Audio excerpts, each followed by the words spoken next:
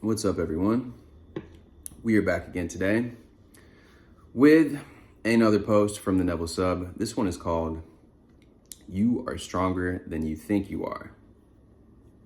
Here it is. Your opinion of yourself is your most important viewpoint. You are infinitely greater than you think you are. That is a quote from Neville. God is our refuge and strength and ever-present help in trouble. And that is just attributed to Psalms. Doesn't say which Psalms that is. Your opinion is the most important thing you will ever encounter in this 3D dimensional world. Not your mother's or your father's or your boss's. Your spouse, your friends, no one else's opinions, except the person staring back at you, ever. One of the major things that the law operates on is that you are lovable. You don't have to earn it.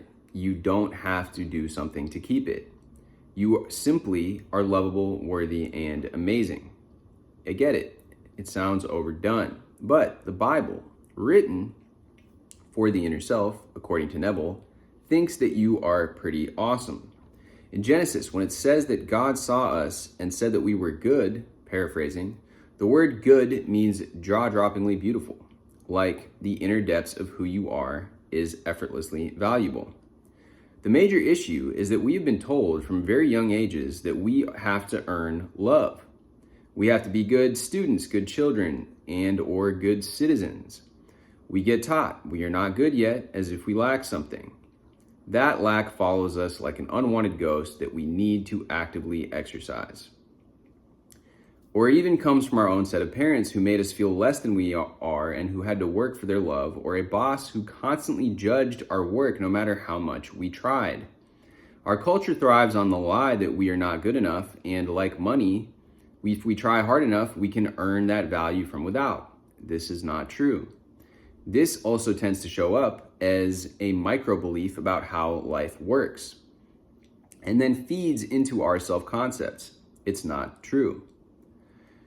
But the culture makes us think it is. The danger is when we accept that we don't deserve to accept that when we accept that we don't deserve to accept that we are the best beings who deserve the best things, we live out of a gap. The lack isn't just something we work to get rid of. It begins to define every aspect of how we are in the world with ourselves and others. The Neuroscience. Neuroscience shows that our self-concept is reinforced through a series of neurochemicals. One in particular is extremely important to grasp: dopamine. I know so many of you heard the surface level inner workings of how this neuromolecule operates, but it's more than just about reward. It's also about expectation. You have to change addiction towards stories that no longer serve you. Or if you're going to keep telling them over and over, no one deserves that. You need to then create a new set of behaviors you want to embody and begin to do that. The more it happens, the more it occurs, and the more someone becomes who they want to be. That's what Joe Dispenza talks about. And I like the neuroscience aspect of this because it's just science, guys. No, but seriously, if we have all this understanding of the brain and how these chemicals operate in our brain, we should be incorporating those into our understanding. And that's why I love Huberman's podcast. I know I talk about him fairly often. So anyways, here we go. So self-esteem is not the same as inner value. To some psychologists, self-esteem was invented by the superego, meaning that laws in the world and our society need people to focus all their energy on what the world needs them to be. Why is this so important to know the difference? Because laws by nature need people to follow them for them to be valid, but laws are simply beliefs that are agreed upon. Inner value is not dependent upon laws. They never should be. No, not on whether you're a good student with good grades, following religious customs, a perfect person, etc. Inner value does not change its value. It just is. The more you repeat something, the more you are rewarded. That means you get rewarded even when you repeat a bad habit over and over. If you repeat doubt over and over, you also get rewarded.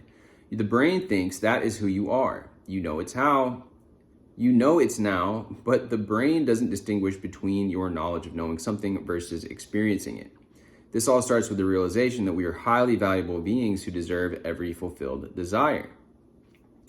ever-present help. The Bible says that the Lord is our ever-present help. That means wherever you go in the world, you have backup. It doesn't matter if it's an ally or an alley or a holiday dinner with the in-laws. This being is active within you. The word for help is azar. Has many meanings. Okay, I don't know what that is. There's a link to it from a website called Bible Hub. So I don't know, something about, let's just click on it real quick and find out. Okay. So it says azar, to help, succor, Englishman's concordance, of your Father who helps you and by the Almighty. Okay, I think it just might be in Hebrew. Yeah. All right. Anyway, the very nature of this being is to be at bat for each of us and our needs. This is not a popular view because many believe that we have to just operate the law. That part's true, but the being who responds to the law is not just ready to help when. It has many meanings, but the main definitions are gird, encompass, and equip. You're surrounded by this inner being. The powerful thing inside you equips you to be in the world. That word means you already have everything you need to be the best manifestor you can be. That's why creation is finished. It also means that the imagination has got your back. It does. Strength is another meaning. Strength, you're stronger than you think you are. You always will be. Okay. So when you feel like the world is against you, your back's at the wall, imagination is always with you, protecting you, guiding you, and loving you because you're a pretty big deal. I can't overstate this enough. All you have to do is accept it. Overview and tips. Your worth is no one else's but your own. The imagination is a big fan of yours. The imagination is not inert or lazy, but is active and working with you. We are all deserving of this being gawking over us because we are this being. Tip, be very descriptive in the best way possible of how powerful this being is to you. Then write down 2 ways you're going to live in the 3D as this is daily. Begin adding those behaviors to your everyday lives, relationship, self-concepts.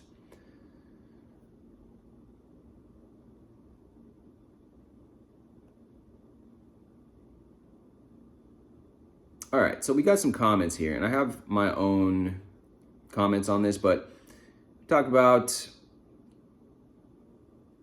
I would add that to help getting over your negative programming from parents, teachers, etc., it's helpful to have positive affirmations to remind you that you're lovable, worthy, and amazing. I've been using an app called Soul, Manifest and Affirmations, to do this. It basically takes in your goals and gives you super personalized affirmations for them. You can set them as notifications or widgets in your phone. It's been a game changer for me. That's pretty cool. All right. Well, now, while this person has these, they talk about azar being with you. The being is active with you. Okay. Now, I'm going to go back to this website real quick and just to do a little bit more, understand what this is. So it says ally, helped, helper, helping, protect, supporting. In Arabic, there's different definitions. But, okay, I'm not well-versed with this concept, particularly as being described in this post, but I am a proponent as well of imagining that you are being assisted, that you are not taking on all this on your own. And I think that's part of being spiritual, knowing that we're connected and knowing that there is this greater force. In many cultures, man, so many cultures, every culture, people had gods, either gods, multiple gods, or a singular god that they looked to as being a guide and support for them. And there's a lot of wisdom in this, whether you are religious or not.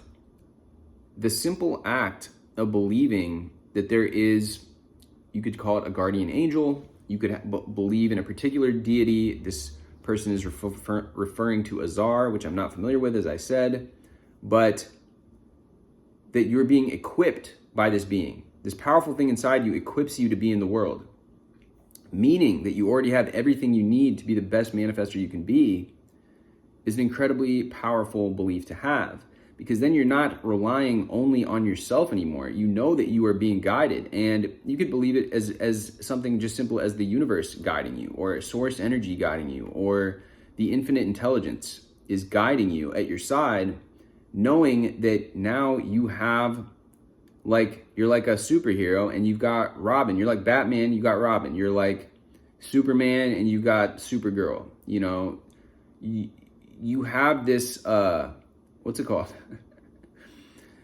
What's the word? I don't know why I can't think of the word right now. Sidekick? This sidekick who's always there with you, who's going to come in clutch when you've got your back against the wall, as they say here. And we operate the law, that part's true, but the being who responds to the law is not just ready to help. It has many meanings. The main are to equip you. It has your back. The imagination has your back. You're stronger than you think you are. You always will be. And I like that because, yeah, if you imagine that you are being guided, that there is this other external thing, whatever it is this powerful being in your imagination, in the unseen world, in the inner world, that is helping you, that is working in your favor. It's like those affirmations of like, yes, the universe is working in my favor. Everything is unfolding for me. You're allowing yourself to receive help and to receive guidance. And now that guidance is going to come because we know that our thoughts are creating reality. We know that everything's made up of energy. And now you're going to start receiving more intuition. You're going to start receiving more inspiration. It's like Lady Luck. You know, like a lot of artists have like muses, or they will be like, yeah, like this didn't come, I didn't create this, it came to me. I downloaded it. So allow yourself to have this being that's working with you on your side. And I mentioned this in another video, but I had a teacher who she instructed me to 3 times a day. She called it RYV, raise your vibration. And imagine that this being, and I chose Thoth because I resonate with the principles in the Hermetic teachings. And that God, he's like that God with the beak that you've seen, if you've seen things from just the Hermetic teachings, the 7 Hermetic principles, you know, correspondence, vibration, mentalism, all those ones. I'll have to do a video on those at some point. That guy. And he would come, and I actually don't remember. I actually need to go back and look at exactly what the exercise was, but I believe that he was supporting me.